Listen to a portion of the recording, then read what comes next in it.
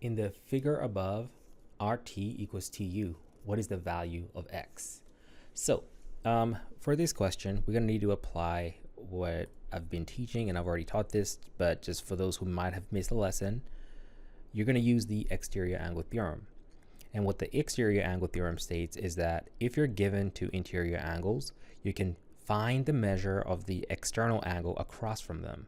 So in other words, angle A plus angle B equals angle C. So let's go back to the question. We're given that RT is congruent to TU. Now that means we have an isosceles triangle, okay?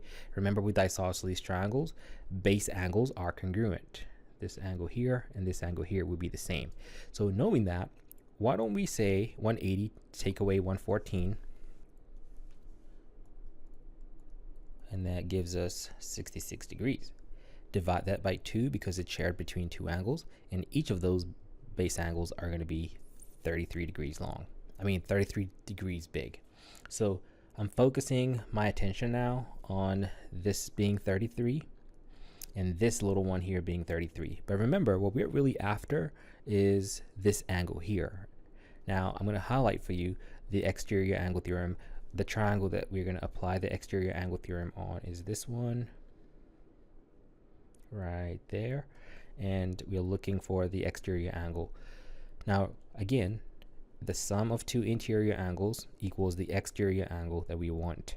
So 31 plus 33 is simply 64, making the answer C. Hope that makes sense.